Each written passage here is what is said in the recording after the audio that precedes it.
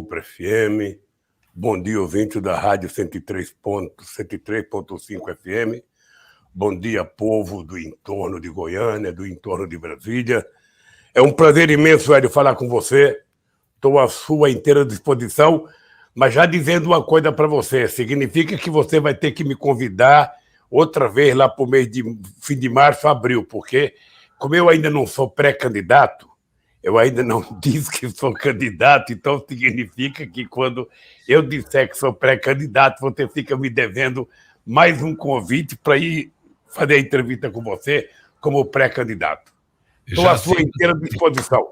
Já sinta-se convidado, então, viu, Lula, para que nessa oportunidade tenhamos aqui novamente a oportunidade de tê-lo nas ondas da Supra e da 103 FM. Olha, vale lembrar que nesse momento nós estamos conversando com todo o Distrito Federal e mais de 48 municípios da região metropolitana do Distrito Federal, região que circunda o Distrito Federal no estado de Goiás. E nós vamos abordar os assuntos, viu, Lula, exatamente acerca das demandas que nós temos aqui na RIDE, que é a região integrada, né, de desenvolvimento do entorno. Bom, para começarmos esse bate-papo, acho que seria importante darmos início falando sobre uma palavra um pouco desconhecida pelos brasileiros, que é lawfare, que se trata da junção da palavra inglesa law, que significa lei, e warfare, que significa o conflito armado, a guerra. Lawfare, então, faz referência ao uso da lei como arma de guerra, introduzida nos anos 70 e que originalmente se refere a uma forma de guerra assimétrica na qual a lei é utilizada como arma de guerra. O senhor foi condenado sem provas, num processo que sequer existe um crime. Sua condenação é fruto de uma farsa judicial que se desenhou ao longo dos últimos anos em capítulos que se mostraram tão ilegítimos quanto antidemocráticos. Qual a sua avaliação acerca da insegurança jurídica permeada pelo nosso judiciário brasileiro depois de tais fatos, Lula? Ô Hélio, antes de falar disso, eu queria pedir licença para você, primeiro, para que a gente prestasse solidariedade às vítimas do Covid. São mais de 640 mil pessoas que já morreram, outros milhões que estão infectados, e eu sempre que posso começar um programa, eu começo prestando solidariedade às famílias das pessoas que morreram e pedindo que haja mais responsabilidade de todos os entes federados, seja prefeito, governadores e presidente da República, para que a gente possa vencer a pandemia, que é engraçado, tá matando quase 900 pessoas todo dia e está sendo tratado com uma certa normalidade. Ou seja, o que é uma coisa absurda, porque o dado concreto é que nós não cuidamos direito da pandemia no começo e estamos pagando o preço da irresponsabilidade do governo brasileiro. A segunda coisa que eu queria falar era sobre a invasão da Ucrânia, que eu estou vendo na imprensa hoje, que me parece que a Rússia invadiu a Ucrânia. É lamentável que na segunda década do século XXI a gente tenha países tentando resolver suas divergências, seja territoriais, políticas ou comerciais, através de bombas, através de tiros, através de ataques, quando deveria ter sido resolvido, sabe, numa mesa de negociação. Eu acho que ninguém pode concordar com guerra, ninguém pode concordar com ataques militares de um país sobre o outro, e a gente está acostumado a ver que as potências, de vez em quando, fazem isso sem pedir licença. Foi assim que os Estados Unidos invadiu o Afeganistão, invadiu o Iraque, sem pedir licença para ninguém, foi lá e invadiu. Foi assim que a França e a Inglaterra invadiram a Líbia, e é assim que a Rússia está fazendo com a Ucrânia. Ou seja, é importante que essas pessoas aprendam que a guerra não leva a nada a não ser a destruição, a não ser mais desemprego, mais desespero, mais fome, sabe? E é importante que a gente leve em conta que, sabe, o ser humano tem que criar juízo e resolver as suas divergências numa mesa de negociação, nunca num campo de batalha. Então, eu queria, em nome, sabe, de um cidadão que acredita na paz, eu acho que é importante a gente repudiar, sabe, mais uma guerra no século XXI, coisa desnecessária que poderia ter sido resolvido, inclusive se a ONU tivesse mais representatividade, mais força para evitar. Não adianta o secretário-geral da ONU ir para a televisão lamentar. O que era importante era que a ONU tivesse agido sistematicamente, diuturnamente, para evitar que acontecesse essa guerra. Então, eu quero... A impressão que nós tivemos, inclusive, Lula, é que o próprio Estados Unidos meio que deixou a coisa correr solta, né? Você veja, houve do presidente dos Estados Unidos algumas manifestações acerca desta possibilidade, e ele pediu que todos os norte-americanos presentes no país se retirassem do país, meio que se isolando desse processo da possibilidade de invasão da Rússia na Ucrânia, né? O Hélio, quem acompanhou a imprensa nos últimos dias dava a impressão que tinha mais gente instigando a invasão para justificar o seu discurso do que gente falando em paz.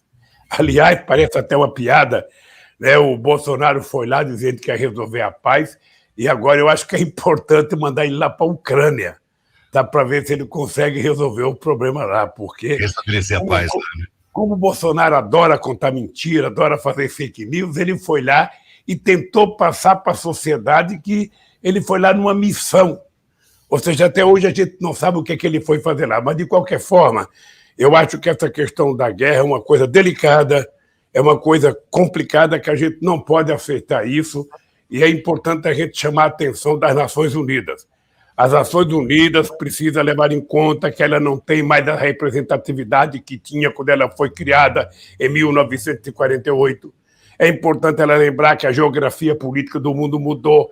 É preciso colocar mais países para participar das Nações Unidas, do Conselho de Segurança. Não pode ser apenas 5 países que participaram da Segunda Guerra Mundial. É preciso que tenha a representação da África, da América Latina, que participe a Índia, que participe o Japão, que participe a Alemanha.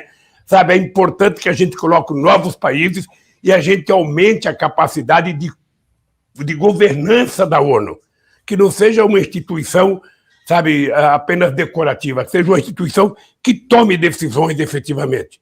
E ela poderia ter tomado decisão para evitar essa guerra. Ela poderia ter feito muitas discussões, convocado uma Assembleia Geral das Nações Unidas. Por que não convoca em caráter emergencial uma Assembleia para discutir essa questão da guerra? Por que fica apenas entre 4 ou 5 pessoas, sabe, que se acham donos do mundo, que são as pessoas do Conselho os membros permanentes do Conselho de Segurança da ONU? Então é essa coisa que o Brasil precisa contribuir com intervenções duras para que a gente tente mudar, sabe, a representatividade das Nações Unidas e tirar a ONU de ser uma coisa decorativa. É isso que eu acho que nós precisamos fazer, e o Putin precisa saber que o povo não precisa de guerra, o povo precisa de paz, de emprego, de renda, de educação. Sabe? É isso que o povo e o que a humanidade está precisando nesse instante, Hélio. É porque a minha tristeza de estar falando com você hoje e falando de guerra, quando a gente poderia estar falando aqui de paz, de amor, sabe, de afeto, de solidariedade. Então, eu quero te pedir desculpa por esse momento emocionado, mas é que eu não me conformo. Em plena metade do século XXI, a gente está vendo um país atacar o outro. É verdade. É inaceitável, realmente, qualquer situação que envolva um processo de guerra, principalmente nesse momento agora, pós-pandêmico, em que o mundo ainda tenta se recuperar dos entes que perderam em consequência da pandemia da Covid-19. É lamentável. Agora, né? Voltando, Hélio, a tua pergunta original do Lofer, eu queria te dizer que, graças a Deus, a gente conseguiu provar a maracutaia que foi montada nesse país para tentar destruir o PT, para tentar caçar a Dilma e para fazer com que o Lula fosse impedido de ser candidato em 2018. Ou seja, finalmente, a verdade venceu e a gente provou a mentira que foi montada com a combinação de determinados setores do meio de comunicação, de um falso juiz e de promotores que queriam aparecer na imprensa como messiânicos. Construíram uma mentira, destruíram parte da Petrobras, destruíram a indústria de óleo e gás, destruíram a indústria naval, destruíram a indústria de óleo e gás, causaram 4 milhões e 400 mil desempregos nesse país, um prejuízo de 270 bilhões de reais que deixou de ser investido na economia e mais 58 bilhões que deixou de ser arrecadado. E fez com que as nossas empresas fossem destruídas e estão vendendo a Petrobras todo dia aos pedaços. O Brasil era exportador de gasolina, o Brasil está importando gasolina hoje, tem mais de 400 empresas importando gasolina a preço internacional, porque o Brasil poderia ser, autossuficiente e refinar toda a sua gasolina. Você sabe, Ed, que as nossas refinarias estão hoje refinando 25% a menos de gasolina. Por quê? Porque não interessa refinar aqui dentro. O que interessa é importar para que a gente continue pagando o preço de uma gasolina que produzida, deveria ser produzida a valor de reais, a gente está pagando a valor de dólar. Então, o projeto tinha esse objetivo, utilizar a justiça na perspectiva de avalizar uma mentira para tentar destruir aqueles que estavam fazendo política de inclusão social nesse país. Finalmente, a verdade venceu e, finalmente, o povo está ficando muito, muito esperto para saber o que aconteceu nesse país. Então, eu tô feliz pelo que aconteceu, nesses últimos dias. Estou feliz com as vitórias que nós estamos obtendo na justiça para provar, que um certo juiz não era um certo juiz, era um farsante, para provar que o Ministério Público, que é uma instituição muito séria, foi tomada de assalto por um grupo que compôs a Força Tarefa do Paraná para contar mentira nesse país. E isso nós vamos desvendar. Essa mentira nós vamos desvendar a cada dia, e eu espero que você esteja cada vez mais ativo nos microfones da Rádio Supra para que você transmita as coisas que aconteceram nesse país. Perfeito. Eu acho que a torcida de todo brasileiro, exatamente, e uma preocupação também, que nós podemos observar, Lula, que nas últimas eleições, da última eleição principalmente para cá, o brasileiro parece que tomou consciência, do que está acontecendo com o Brasil, e existe uma guerra sem precedentes hoje, de grupos de um determinado partido político que ataca muito mais do que discute, do que conversa sobre as questões do Brasil. Isso quer dizer, parece que o ataque ele é a solução para poder avaliar, as questões do nosso país, as questões internas. Hélio, o papel de um governante de um país importante como o Brasil, de um país grande como o Brasil, é como se fosse o papel de um maestro. É como se os governadores, a sociedade, os prefeitos fossem a orquestra, e ele precisa reger essa orquestra para que ela tenha harmonia. Cada cidade, por menor que ela seja, ela tem importância. Não tem cidade insignificante e cidade grande, porque o que acontece é que o povo, o Hélio, mora na cidade. É na cidade que o povo vai no médico, é na cidade que o povo vai na escola, é na cidade que o povo vive as agrúrias da falta de política social, é na cidade que o povo pega o ônibus. Ou seja, então, cuidar da cidade é muito importante. E para cuidar, um presidente da República, ele precisa conversar com os prefeitos, ele precisa conversar com os governadores, eles têm que fazer políticas combinadas, porque senão as coisas não funcionam. Ou é assim que deveria funcionar um presidente da República. Ser uma espécie de maestro, ser o cara que vai reger uma orquestra chamada Brasil para que ela viva em harmonia, para que o som seja cada vez mais bonito. Foi assim que eu fiz durante 8 anos que eu governei esse país. Eu duvido que tenha um prefeito nesse país que diga que um dia foi destratado um governador. Mesmo aqueles que pertencem a outros partidos políticos, você tem que tratar com respeito, porque o governador, ele, na verdade, não deve favores ao presidente da República. É o presidente da República que deve favores a todo mundo, porque o cargo maior é o cargo mais importante, por isso ele tem que ter mais humildade e conversar. Ou seja, não é possível a gente imaginar que o país possa ser rico se as cidades forem pobres, se as cidades forem abandonadas, se os prefeitos não tiverem recursos para fazer aquilo que é o mínimo necessário para cada cidade. Então, quando você tem um presidente, sabe, que só gosta de atacar, que não gosta de conversar, que não conversa com o sindicato, que não conversa com empresários, que não conversa com mulheres, que não conversa com negros, que não conversa com índios, que não conversa com quilombolas, que não conversa com estudantes, que não conversa com reitores, que não conversa com as universidades. Ou seja, para que serve esse presidente? No nosso caso, segundo o UOL, é para contar 7 mentiras por dia. Dizem que agora já chegou a 8. Sabe? E a última grande mentira que ele contou é que ele foi na Rússia para promover a paz. E ainda diz, por coincidência não, eu consegui. Ou seja, até em coisas sérias como essa, ele é capaz de mentir. Sabe? O Brasil não precisa disso. O entorno de Brasília e de Goiânia não precisa disso. O povo precisa efetivamente de alguém mais humano, de alguém com mais sentimento, com mais coração, alguém com mais fraternidade, alguém com mais humanismo, alguém que pense em distribuir livro na escola e não distribuir armas. Sabe, alguém que fale mais de amor e não que fale em ódio.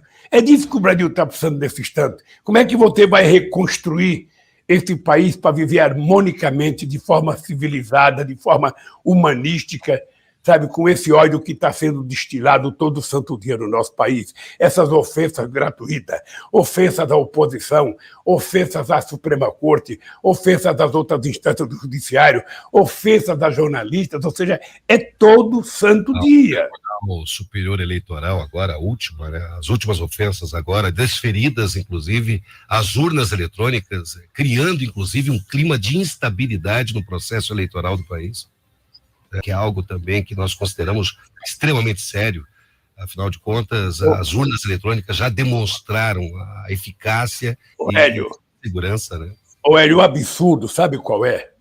O absurdo é que esse cidadão teve 28 anos de mandato de deputado federal. E todas as eleições dele foram pelo voto eletrônico. E esse cidadão nunca se queixou. Ele tem filho vereador eleito pelo voto eletrônico, ele tem filho deputado pelo voto eletrônico, ele foi deputado, foi eleito presidente pelo voto eletrônico. É a maldita mania daquelas pessoas grossas, daquelas pessoas chucras, sabe, que ao invés de reconhecer a importância das coisas, tenta colocar defeito para colocar em suspeição o resultado de uma eleição. Ele não precisa colocar em suspeição, porque ele vai perder as eleições. O povo brasileiro vai derrotá-lo. O povo brasileiro não aguenta 2 mentiras consecutivas, e ele foi mentiroso o tempo inteiro. Cadê a quantidade de empregos que ele ia fazer? Cadê o combate à corrupção que ele fez? Desapareceu a corrupção? Não. Ele engavetou os processos. O Queiroz está guardado até hoje. As embaixadinhas do filho dele não foram investigadas até hoje. Ou seja, cada dia ele tenta esconder alguma coisa. Qual é a diferença do nosso governo? É que no nosso governo a gente abria. No nosso governo a gente tinha o portal da transparência que funcionava. A gente tinha a lei do acesso às informações, que as pessoas sabiam qualquer coisa que acontecia nesse país, velho. Você, como jornalista, você sabe que você poderia fazer um ofício à presidência da República, pedir informações e você recebia ela na hora. Hoje você não recebe mais nada. É tudo guardado. Você vamos pegar um caso, o Pazuello. O Pazuello deveria estar preso pelo que ele fez com as vacinas. Ele é um dos responsáveis por uma parte das mortes que teve nesse país. O que o senhor Bolsonaro fez? Ou fez um decreto transformando em sigilo por 100 anos as coisas sobre o seu Pazuello. Sabe, como é que você vai apurar se você esconde? Inclusive o cartão corporativo, né?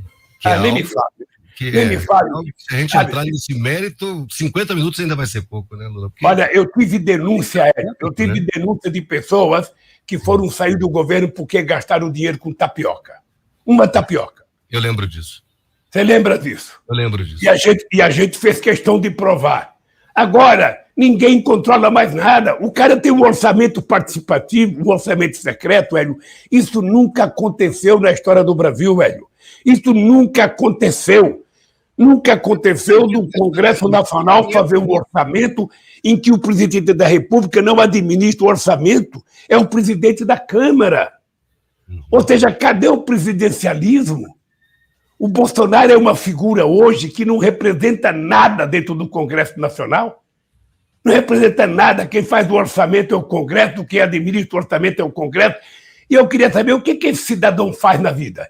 Ele não cuida do emprego, não cuida da saúde, não cuida da pandemia, sabe? Não cuida do povo pobre, não cuida da geração de emprego. O que esse cidadão faz? Faz fake news. Todo santo dia faz fake news. Todo santo dia conta um monte de mentira. Todo santo dia um monte de provocação na sociedade. E o povo está cansado, Hélio. O povo está cansado. Eu acho que o povo está naquela de querer um pouco mais de tranquilidade, o povo está naquela de viver um pouco melhor, o povo quer ter certeza que o seu filho vai ter uma escola com mais qualidade, o povo quer saber que o seu filho vai ter possibilidade de ter um bom tratamento de saúde. O que eles fizeram? Acabaram com mais médicos.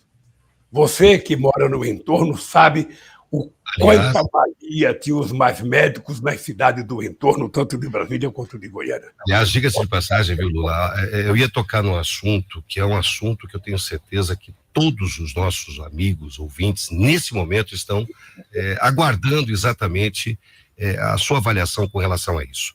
A Região Integrada de Desenvolvimento do Distrito Federal e entorno, a RIDE, ela foi criada pela Lei Complementar de número 94, em 19 de fevereiro de 98, e regulamentada em agosto do mesmo ano, alterada pelo decreto 3.445, de 4 de maio de 2000, criada, inclusive, com o intuito de proporcionar o desenvolvimento econômico e social da região metropolitana do Distrito Federal, abordando aspectos como saneamento ambiental, educação, turismo, segurança pública, saúde, habitação, geração de empregos, proteção ao meio ambiente, serviço de telecomunicações, infraestrutura, entre outros fatores. Porém, na prática, a sensação que os metropolitanos do Distrito Federal sentem é o mais absoluto abandono do governo federal. E isso em todos os aspectos, envolvendo o transporte coletivo, segurança pública, habitação e, principalmente, né, a falta de infraestrutura nas 33 cidades que compõem o cinturão do NEM.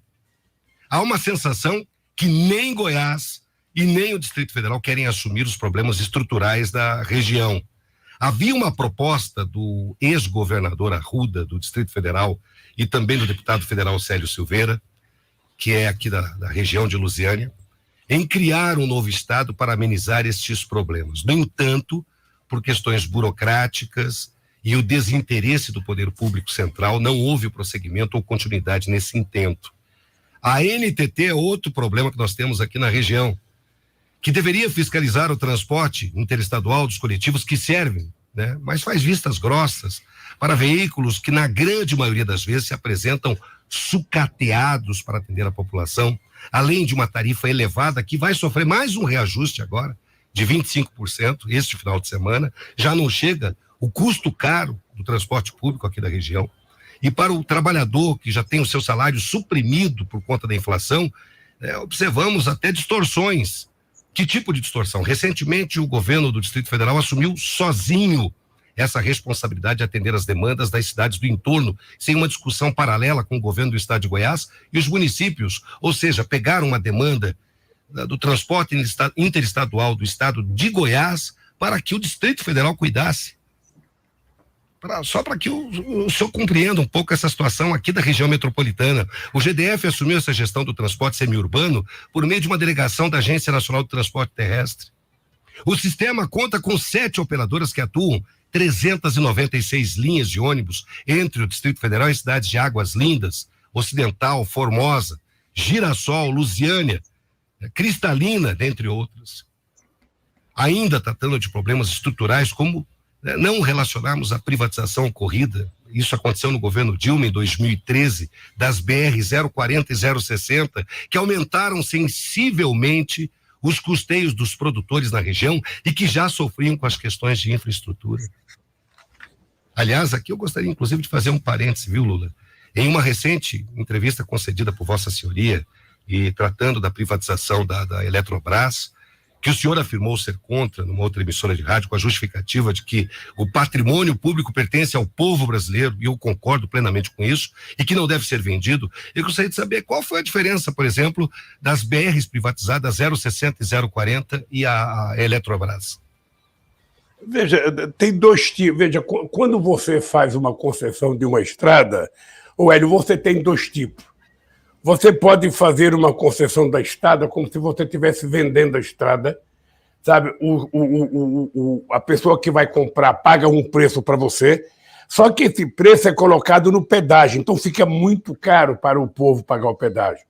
Ou você faz uma concessão em que o preço a pagar é a tarifa, então você faz uma tarifa muito mais baixa. Eu vou te dar um exemplo sim, sintético. Quando nós fizemos a 381 em Minas Gerais e nós fizemos a concessão, o pedágio era R$1,90. Ou seja, a Anhanguera em São Paulo foi R$8, porque o cara teve que pagar a outorga. O cara, na verdade, fez a outorga, ele paga um preço.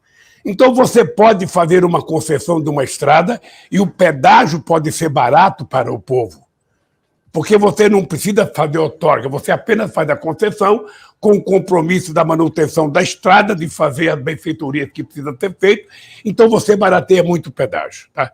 Então, você pode fazer. Outra coisa é você pegar uma empresa como a Eletrobras, que é uma empresa que tem um papel extraordinário de ser o regulador do sistema de energia elétrica nesse país, e você entregar na mão da empresa privada.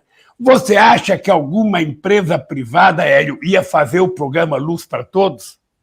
Você sabe que o programa Luz para Todos ele custou R$20 bilhões. Era 80% da nossa responsabilidade do governo federal e 20% por conta do governo dos estados estaduais. A maioria dos estados não pagaram a sua parte e nós continuamos a fazer, porque é papel do Estado garantir que todo cidadão apagasse o seu candeeiro e pudesse ter uma luz elétrica na sua casa, ter uma geladeira, ter um rádio, ter uma televisão, ter uma bomba para puxar água, ter um moinho para moer milho, ou seja, era necessário que a gente levasse, sabe, a energia na casa das pessoas, e nós fizemos isso. Você acha que algum empresário privado vai fazer essa bondade com o povo brasileiro de levar energia para ele? Não vai. É por isso que era importante a gente manter uma empresa como a Eletrobras na mão do Estado, democratizada, uma empresa de economia mista, com direção, sabe, eu diria, com participação de todo o momento da sociedade, como é a Petrobras. Não precisa vender a preço de banana, porque na hora que você vende a preço de banana, você perde o poder de regulação do Estado brasileiro. Por isso é que eu sou contra a privatização da Eletrobras, sou contra da Petrobras, fui contra a BR, sou contra do Banco do Brasil, sou contra a Caixa Econômica, sou contra o BNDES. O Estado precisa ser forte para ele ser indutor do desenvolvimento, da economia, das políticas sociais. O Estado não pode ser patrão. Ele não tem que ser o dono para ser um patrão, não. Ele tem que ter força para ser o indutor.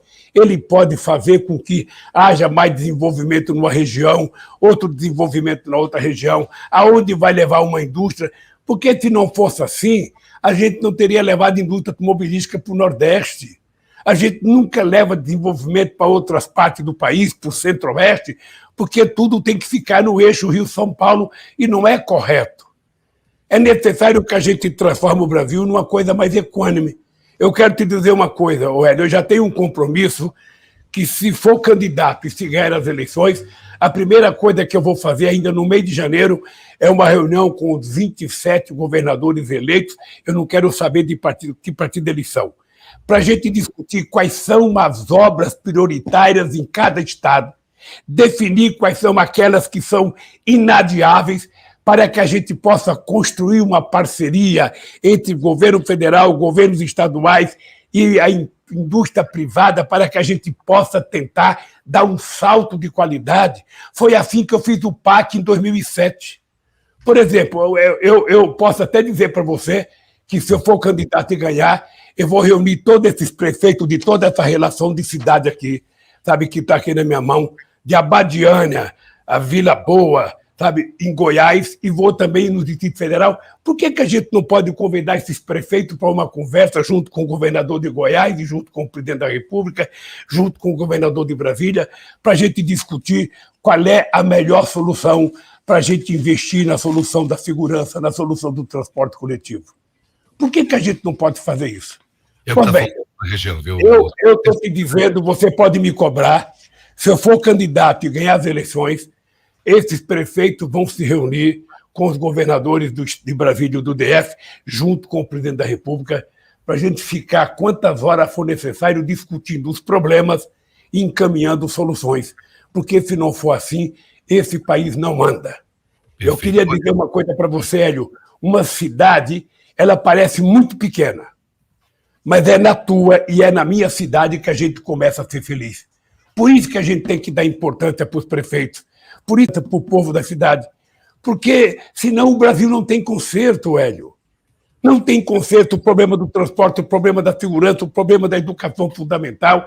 Eu estou muito à vontade, sabe por quê, Hélio? Porque eu sei a quantidade de coisas que nós fizemos, eu sei quantas vezes eu fui à região que nós estamos falando agora, sabe? Em Lusiânia, eu fui desde o dia 25 de 11 de 2003, 2004, 2005 duas vezes, 2007, 2009, 2010, sabe? Eu fui muitas vezes a essa região discutir conferências, discutir congresso, discutir com pequenos produtores, discutir a questão da segurança pública. Nós colocamos uma vez aí a Força Nacional.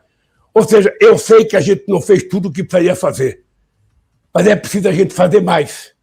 E é por isso que, se eu votar, a gente vai aprimorar para que a gente possa dar uma solução definitiva para resolver o problema da violência, o problema do desemprego, da qualidade da escola, da qualidade do emprego. Porque uma coisa é quem mora no plano piloto, outra coisa é quem mora na circunferência, que muitas vezes não é tratado com respeito. Eu fiz uma caravana uma vez. Todo dia, e que fica preso no trânsito todo dia, numa BR-040, por exemplo, mais de 2 horas por conta do engarrafamento e por falta de uma infraestrutura. É o que acontece. É que o entorno, Hélio, não existe. O Palácio do Planalto, ele fica ali no plano piloto, e me parece que não existe o restante, sabe, de Brasília. Então, deixa eu lhe falar uma coisa. Nós precisamos mudar o jeito de governar esse país. A lição que eu aprendi é o seguinte: você está lembrado que, quando eu tomei posse em 2003, eu coloquei todos os ministros dentro de um avião para levar eles para conhecer os lugares mais pobres do Brasil? Porque eu queria dizer para o ministro o seguinte: é para essa gente que você tem que governar.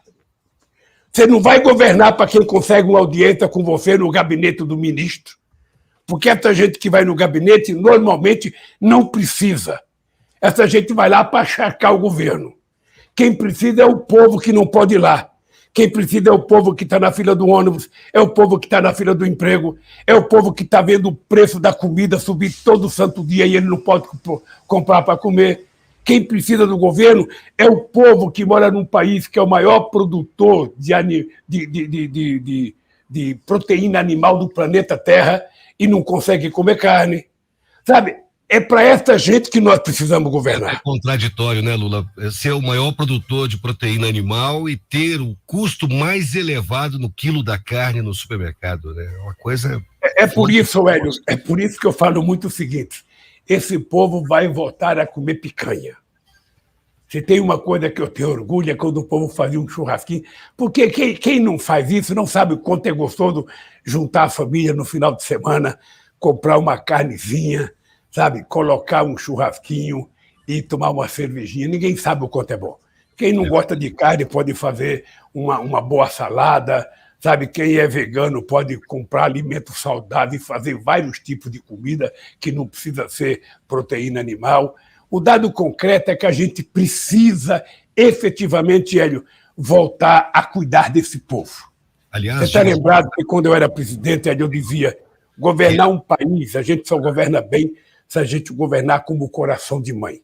Isso é verdade. Eu sempre cito o exemplo da mãe, porque não existe nada mais justo no mundo do que uma mãe. Perfeito. Olha, o Brasil teve a pior década para a economia em 120 anos. Segundo o estudo da Fundação Getúlio Vargas, superou a década de 81 a 90, de 2011 para 2020. A economia estagnou, cresceu 0,3%. O país registrou recessão econômica em 2015 e 2016 e sofreu com os impactos da pandemia da Covid-19 nos últimos 2 anos. O reflexo disso foi a dolarização dos combustíveis e que culminaram também em outros reajustes, como o da cesta básica, o gás de cozinha, a carne. Como o senhor avalia essa situação? A nossa moeda, o real, a economia e quais as soluções para conter a temida hiperinflação novamente?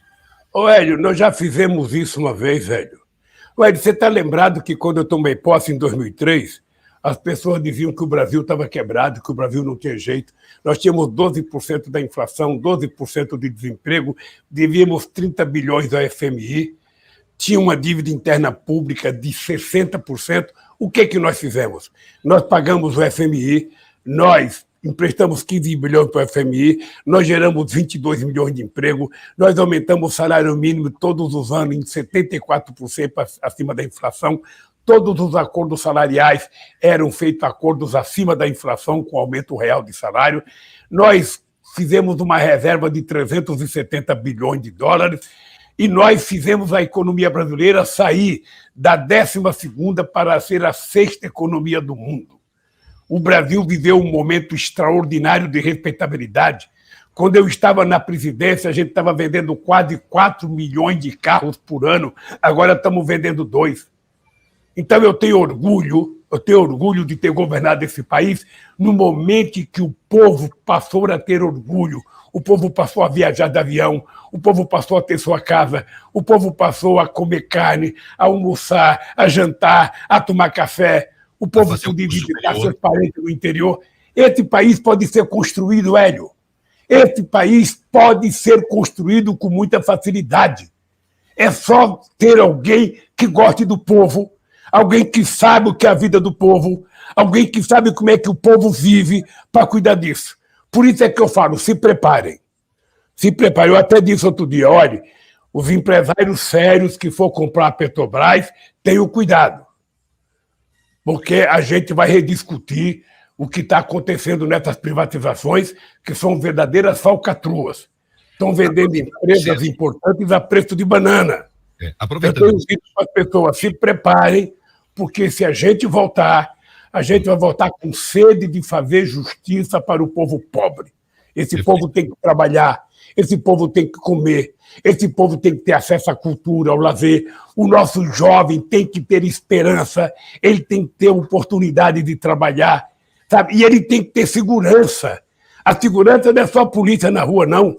A segurança é o Estado cumprir com as suas funções com a comunidade. A segurança é você levar luz, é você levar água, é você levar tratamento de esgoto, é você levar área de lazer, é você, sabe, levar emprego. Você tem que criar uma série de coisas nas comunidades para que o povo possa viver em paz.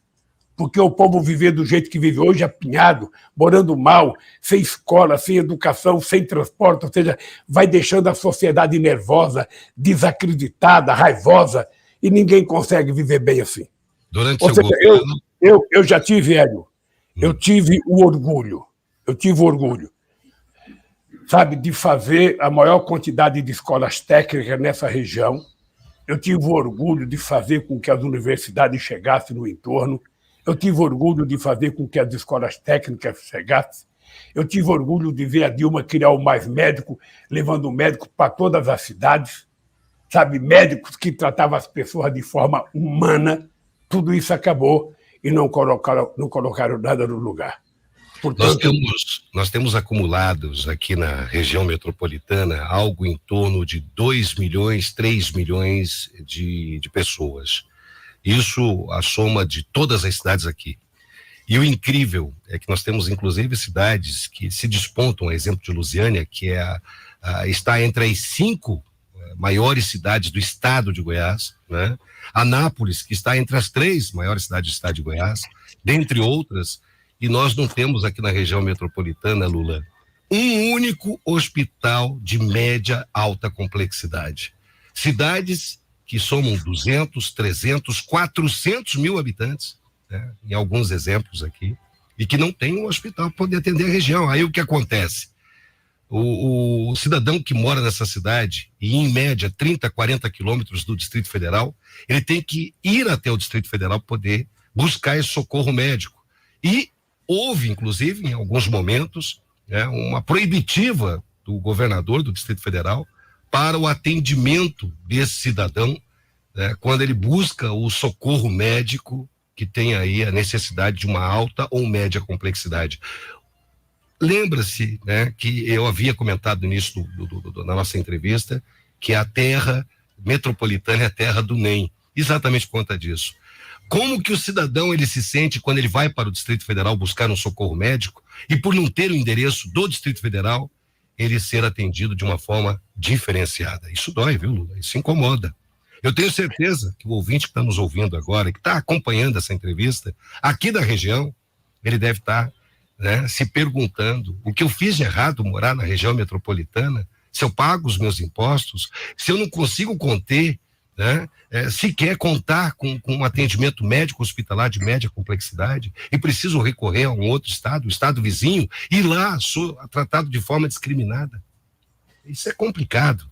Olha, dos 116, aproveitando aqui o ensejo, dos 116 milhões de pessoas atualmente em situação de insegurança alimentar, que é algo que não poderíamos nos furtar de tratar, 43,4 milhões, ou seja, 20,5% da população não contam com alimentos em qualidade suficiente. Se trata de uma alimentação moderada ou grave. E 19 milhões, 9% da população, está passando fome, insegurança alimentar grave. Como o senhor avalia o atual governo e quais as suas perspectivas para conter o crescimento dos índices de fome no Brasil? Um país tão rico, que produz, o maior produtor de proteína animal, né, ter cidadãos brasileiros que não têm o que comer, né, no dia a dia na sua mesa. Hélio, você é testemunha que nós fomos reconhecidos pela ONU como um país que tinha acabado com a fome em 2012. Você está lembrado do meu discurso em janeiro de 2003, quando eu disse que, se ao terminar o meu governo, cada brasileiro estivesse tomando café, almoçando e jantando, eu já teria cumprido a missão da minha vida. Você sabe por quê, Hélio? Porque eu sei o que é fome. Eu cansei de ver minha mãe em pé numa cozinha com 8 filhos, sabe, e não ter um bocado de feijão para colocar no fogo. Então, quando eu falo que é preciso cuidar para que o povo não tenha fome, é porque eu sei o que é a fome corroendo a barriga das pessoas. É uma dor que quem está olhando não sente, só sente quem está sentindo a fome. Bom, e nós conseguimos acabar com a fome nesse país, reconhecido pela ONU. Os programas que nós colocamos em prática no Brasil foram recomendados para que outros países colocassem em prática, sabe, recomendados pela própria ONU. E eu fico com muita tristeza quando eu vejo, já vamos votar mais violenta. Os números que você disse aí, Hélio, 19 milhões passando fome e 116 milhões com algum problema de segurança alimentar, significa que mesmo aqueles que estão comendo, não estão comendo a quantidade de calorias e proteína necessária à boa qualidade da vida humana.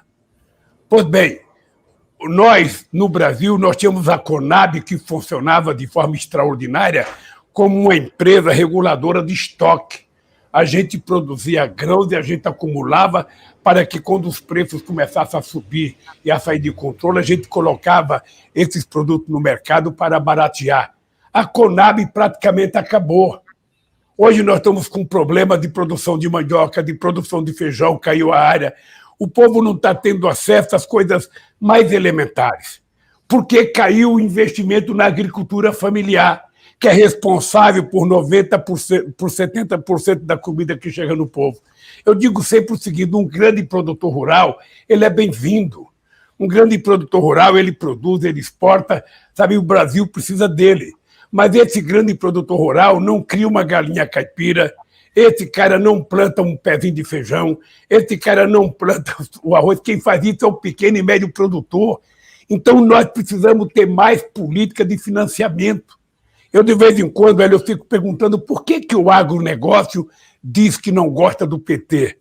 Por que o agronegócio diz que não gosta do Lula? Ô, Hélio, tente saber o que foi feito no governo do Bolsonaro para o agronegócio. Nada. Acabaram com o Finame. No nosso governo, comprava-se um trator dessas máquinas modernas, sabe, para pagar 2% de juro por ano. Agora não tem mais o Finame, eles pagam 14% de juro e até 18%. Quando nós fizemos a medida provisória 432, em 2008, a gente tratou de salvar os produtores rurais brasileiros, fizemos a securitização de uma dívida de quase 89 bilhões de reais. Ou seja, era o tempo que a gente criou mais alimento em 2008 e a gente fez com que as empresas produzissem 80 mil tratores de 80 cavalos para a gente financiar para o pequeno e médio produtor rural, melhorar sua qualidade de produção, sabe, para que pudesse chegar mais produto ao mercado. A gente fez a lei em que 30% da merenda escolar deveria comprar do pequeno proprietário da cidade para incentivar a agricultura familiar. Tudo isso foi acabando, tudo isso foi sendo jogado no lixo, tudo isso foi sendo destruído. Então, Hélio, nós precisamos voltar a reconstruir o Brasil. Nós precisamos voltar, ou seja, esse país precisa eleger alguém que seja democrático, alguém que respeita as instituições, alguém que saiba qual é o papel de quem governa, qual é o papel de quem legisla, qual é o papel de quem julga, alguém que saiba respeitar os direitos dos trabalhadores, o direito dos professores, o direito dos médicos, o direito dos sindicatos, alguém que respeite os indígenas, alguém que respeite, sabe, os quilombolas, alguém que tenha consciência de que cuidar de meio ambiente hoje é uma necessidade econômica do Brasil, alguém que tenha consciência de que não é possível continuar desmatando, de continuar poluindo as águas do rio Tapajós com mercúrio, que é um rio estupidamente fantástico. Ou seja, as pessoas precisam aprender, é como na casa da gente. Um bem que você tem dentro de casa, você precisa cuidar. Não pode deixar as crianças quebrar, não pode permitir quebrar, porque é um patrimônio teu. Ou seja, esse país tem como patrimônio a sua floresta, os seus índios, os seus negros, as suas crianças. Ou seja, nós precisamos cuidar disso com amor, com muito amor, para que a gente possa sobreviver bem. Então, esse país precisa efetivamente ser reconstruído e é uma tarefa de todos os homens e todas as mulheres de bem nesse país, Hélio. E eu tenho certeza que um programa como o seu ajuda muito as pessoas a criarem consciência de que muitas cidades do plano piloto, sabe, do entorno, foram criadas de forma desordenada, sabe? Foram criadas de forma desordenada. Então, se tiver pessoas que não têm título, a gente tem que dar o título da terra para as pessoas poderem ter segurança. E a gente precisa levar a saúde. Eu vou te dar um exemplo. Aí, na cidade de Lusiânia, nós colocamos 24 profissionais dos mais médicos. Nós colocamos 19 equipes de saúde da família. Nós colocamos 4 postos de saúde reformados ou ampliados no DF. Ou seja, nós fizemos com que as coisas fossem acontecendo. Não fizemos tudo, não fizemos. Mas depois de nós, ninguém fez mais nada. Valparaíso, Novo Gama, em compensação, nessa circunstância aqui, falando da questão de saúde, Valparaíso, Novo Gama, Cidade Ocidental, Alexânia, Badiane e tantos outros municípios não contam com hospital de média complexidade. Aí a necessidade de que se olhe para a região metropolitana com outros olhos, né? Porque nós temos aí concentrado quase 2 milhões de habitantes sem esse atendimento médico hospitalar. Lula, eu acho que seria importante também tratar de uma outra questão aqui. Hélio, mas deixa eu fazer um desafio antes de você fazer uma nova pergunta e eu me embaraçar aqui, meu caro. Sim, o seguinte, o que eu quero compromisso seu é o seguinte. Se eu for candidato e ganhar as eleições, eu vou te procurar. Eu vou convocar uma reunião com todas as cidades do entorno de Goiânia, com todas as cidades com o entorno do DF. Vou convocar uma reunião e vou convocar você para ser o mediador dessa reunião. Vou convocar o governador do DF, o governador de Goiás, e nós vamos sentar um dia em que a gente vai preparar os ouvidos para ouvir os prefeitos dizerem quais são as mazelas da cidade, o que falta naquela cidade, ouvir os governadores, ouvir o presidente da República, depois a gente vai tomar uma decisão do que fazer. A relação das mazelas aqui da região é grande, não é pequena, não. Você vai prestar um favor ao Brasil, você vai ser o mediador disso. Perfeito. Faço questão de acompanhar isso daí, até porque eu moro aqui na região, sou paulistano, né, adoro minha terra natal, inclusive sou do município, né, nascido na capital, mas criado no município de Itararé, divisa com o Paraná, né, mas eu tenho um carinho muito grande aqui pela região, onde eu já estou cuidando da família, né, onde estabeleci família há 30 anos. Bom, por falar, né, em questões de segurança, acho que seria importante salientar o seguinte: durante o seu governo, o Programa Nacional de Segurança Pública, o PRONASSE, instituído pelo ex-ministro da Justiça, Tarso Genro, criou a campanha do desarmamento, porque a política pública brasileira entendia na época que a força de polícia é que deveria ter a arma em punho para poder se sobrepor à bandidagem, vamos dizer assim. E no atual governo está sendo feita uma política exatamente inversa, de armar a população, tirando talvez até o poder, né, da polícia, numa disputa aí, deixando o cidadão também tendo aí condições de ter a sua própria arma. O que o senhor acha disso, Lula? Olha, o PRONASSE foi uma das coisas mais extraordinárias que nós criamos. Eu tinha muita fé, muita esperança no PRONASSE. Eu fui em vários estados lançar o PRONASSE, sabe, nós tínhamos criado as Mães da Paz, que era para que as mulheres ajudassem a gente a cuidar dos nossos adolescentes. Nós tínhamos pensado em criar escolas técnicas para que, ao invés de uma criança ficar detida, o adolescente, ele fosse internado para estudar uma profissão, para se recuperar e ser introduzido na sociedade da forma mais digna possível. Eu não sei porque a Carga d'Água parou o PRONASSE. Nós criamos a Força Nacional. Eu tinha mais ilusão e mais vontade com a Força Nacional, mas nós fizemos da Força Nacional, inclusive nós chegamos a colocar ela em algumas cidades do entorno, porque, veja, eu acho que nós precisamos compreender o seguinte: o povo brasileiro ele precisa de mais livros e de menos armas. Ele precisa de mais carinho e de menos violência. Sabe, é preciso que, quando o governante fale, ele fale com a alma, com o coração das pessoas, para que as pessoas acreditem e para que as coisas possam acontecer.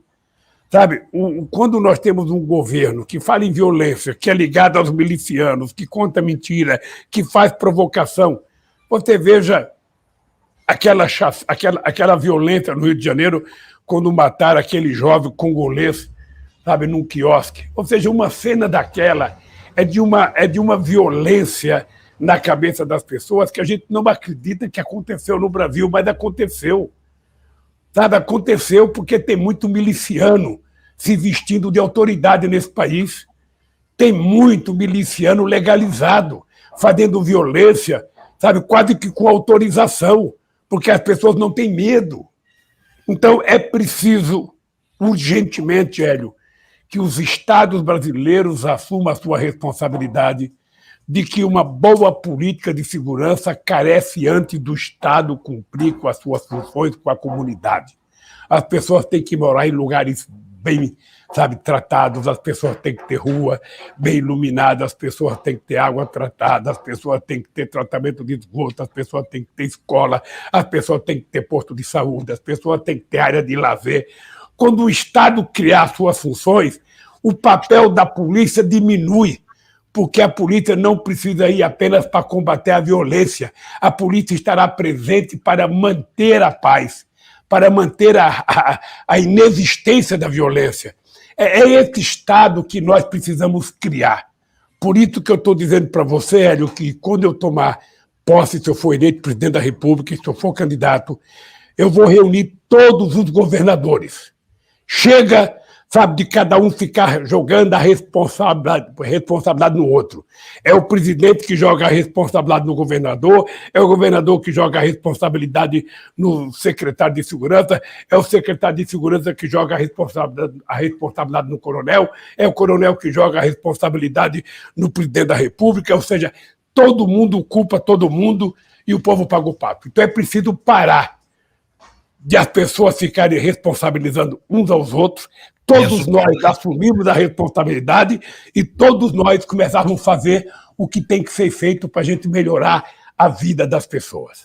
Perfeito. Eu, muitas vezes, eu visitei o entorno de Brasília, eu fui visitar bairros em Brasília quando foram ocupados. Eu vi quantas milhares de pessoas vieram do Nordeste e foram assentadas de forma desumana.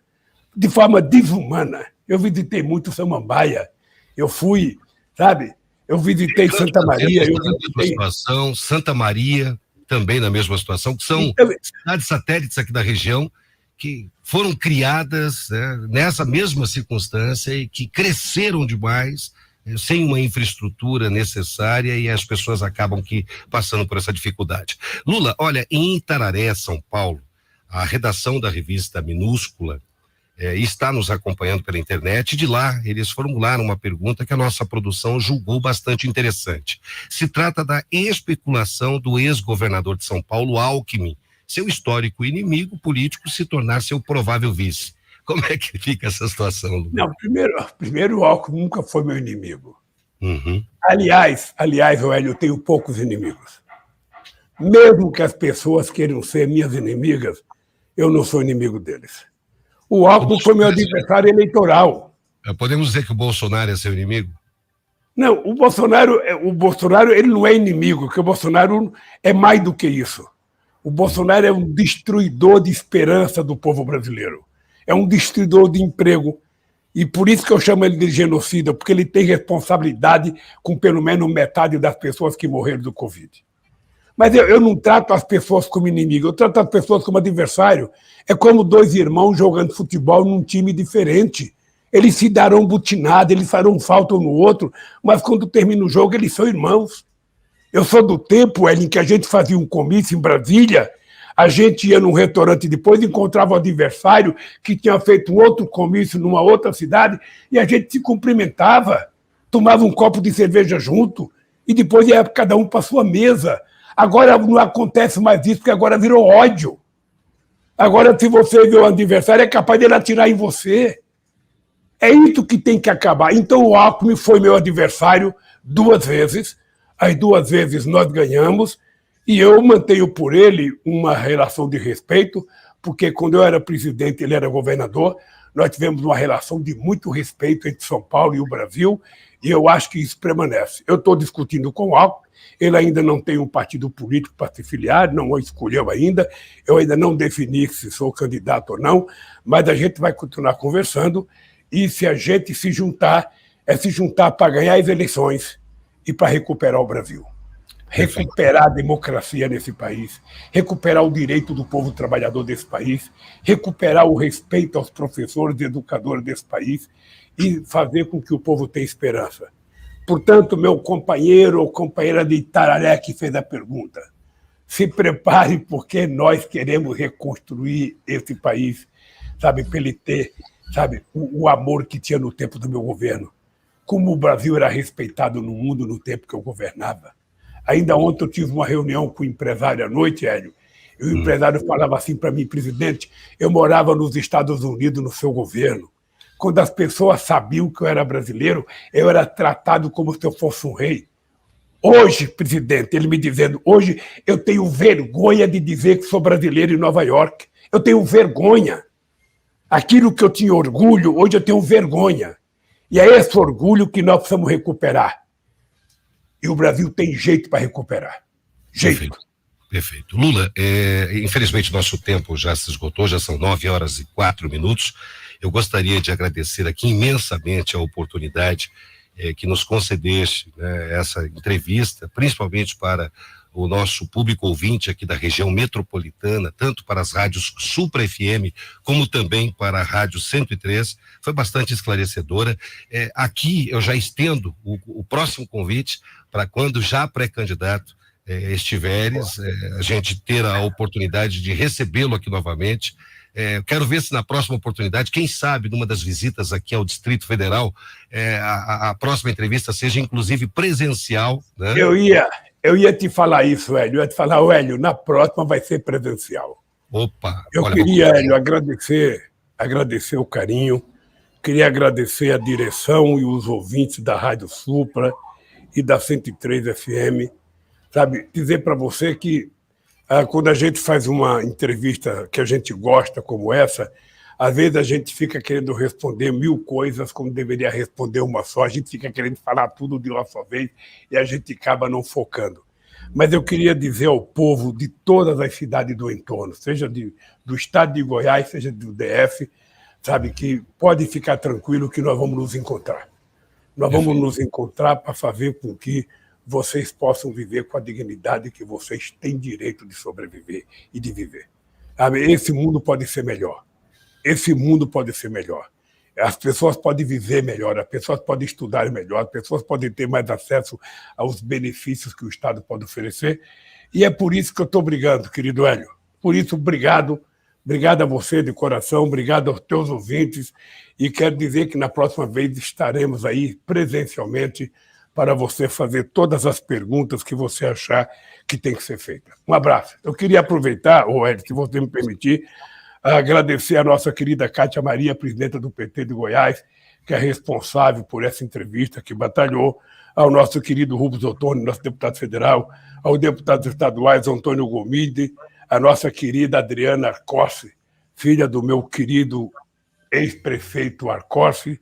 Quero agradecer também aos companheiros, sabe, do PT, ao presidente do PT de Brasília, Jaci Afonso, a nossa deputada Érica Cocai, ao nosso deputado estadual Chico Vigilante e a todas as pessoas que estão nos ouvindo. Espero que a gente possa nos ver brevemente, Hélio. Um abraço, querido. Aqui o ensejo, Lula, eu vou agradecer aqui também a Lúcia Moura, que contribuiu muito para que essa entrevista fosse possível, ela que também é companheira do Partido da Agremiação e que também se dedicou, a Lucimar Nascimento, ex-prefeita do município de Valparaíso, também se dedicou bastante para que fosse possível, o deputado distrital Chico Vigilante, dentre outros. Lula, mais uma vez, muito obrigado. O convite já está oficializado. Na próxima oportunidade, quero ter a oportunidade de tê-lo aqui nos estúdios da Rádio Supra, para que pessoalmente a gente possa estar discutindo as questões que permeiam a região metropolitana do Distrito Federal e o Distrito Federal. Um bom dia. Hélio, eu quero aproveitar, quero dar um abraço no Guilherme Portela, da técnica aí, que nos ajudou tanto. Ele fez com que o Stuka conseguisse trabalhar bem aqui. Dê um abraço no Guilherme. Pode deixar que o abraço será dado. Aliás, diga-se de passagem, eles trabalharam muito bem, porque a qualidade está mais do que perfeita. Temos a sensação de tê-lo aqui presencialmente no estúdio, embora que ainda não seja, mas é essa sensação que nós temos. Abraço, Hélio. Um abraço para ti, muito obrigado. Daí, tivemos nesse momento a entrevista com